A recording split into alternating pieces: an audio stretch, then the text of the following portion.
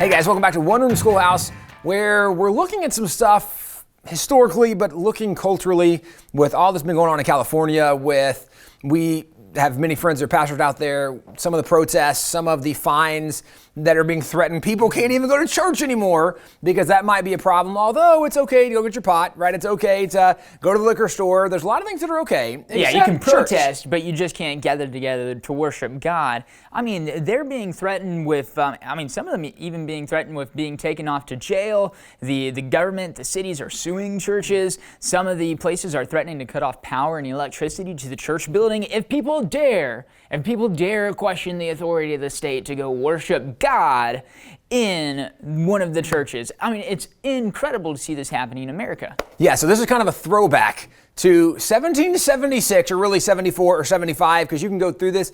This is actually what got a lot of Christians involved in the first place, and specifically churches involved in the revolution and the founding of America. So if you look at the War for Independence, there's a lot of pastors who were very involved in the war because of what they were dealing with oppression from their own churches. Actually, throughout the revolution, it was very common when British would go to a town, they would burn the churches in the town to the ground, because the churches were the ones that they targeted were actually doing so much of the protesting.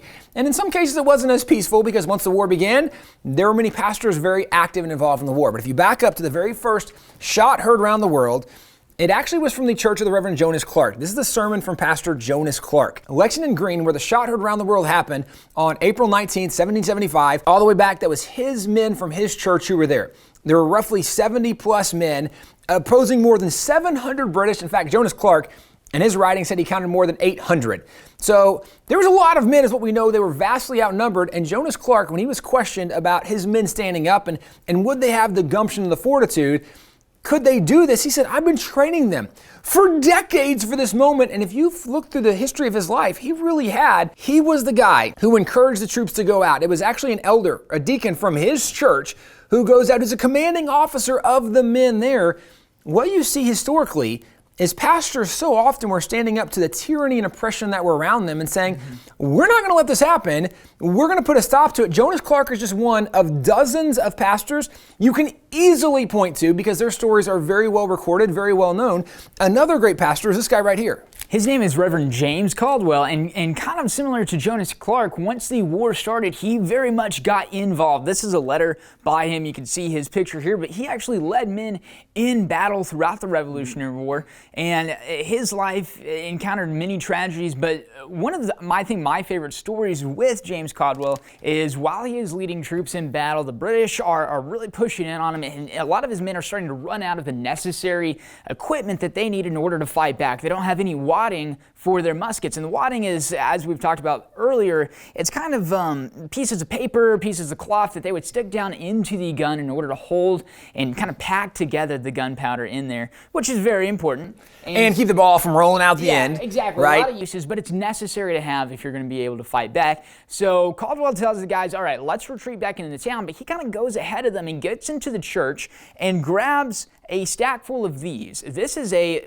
early Watts hymnal from the 1700s, but this pastor, James Caldwell, who's leading the troops, goes and grabs these hymn books, and it's got the 150 Psalms in there. I mean, it's really we've talked about it in other videos, it's really a significant book, but he grabs these and he starts passing them out, and he says, give them Watts, boys, give them Watts, which is kind of a fun pun. You know, America largely built on puns, and so this is one of the first puns in American history, but it's also a story of a pastor who's not afraid to not just engage culture, but engage the enemy, engage tyrants in the fight for their right to be free and to worship the way that they think. And because James Caldwell stood up so boldly and strongly, like many pastors, he became a target of the British. And there actually was a British patrol sent to James Caldwell's house, and they said, look, take this guy out. When the British patrol went to his house, they opened fire in his house. They actually killed his wife. And they have many kids. He's gone. Off with the troops when this happens. And so it was actually believed that maybe he was intentional to assassinate his wife because they want to stop this guy. He finds out what happens. He goes back. He's able to recover his wife's body. The British burn the house to the ground. The kids escape. And actually there's other families that watch the kids on his behalf as he continues to fight. He ends up dying, and it was believed that it was a traitor who shot him. The traitor was then executed because they were part of the colonial force at the time. But the point is, the pastors were not only vocal advocates, they were targeted because they were vocal, because the British recognized they were a threat to their power, to their tyranny. And they were willing to give up everything, including their life, give up their church, anything. There wasn't any threat of loss that would have stopped them from laying it all on the line in order to achieve that liberty that they believed in. Because they knew what was morally right, what the Bible taught them, and when they saw those liberties attacked and those liberties threatened, they said, we're going to stand up. We're seeing some pastors right now who are standing up across the nation, and there's people on both sides who are critical. There are some people that are supporting. But the reality is, when you look at American history, had it not been for pastors getting involved and standing up, there wouldn't even be an America to begin with. It's always been pastors who have made the biggest difference in this nation. Every time there's been oppression, every time there's been atrocities, and a lot of people point to America and say, okay, America's done so many bad things. Valid. America's done many bad things, but I would point out, every time there's been evil and atrocity in America, it's been the church more than anything else. It's been Christians and pastors and leaders standing up saying, we have to stop this.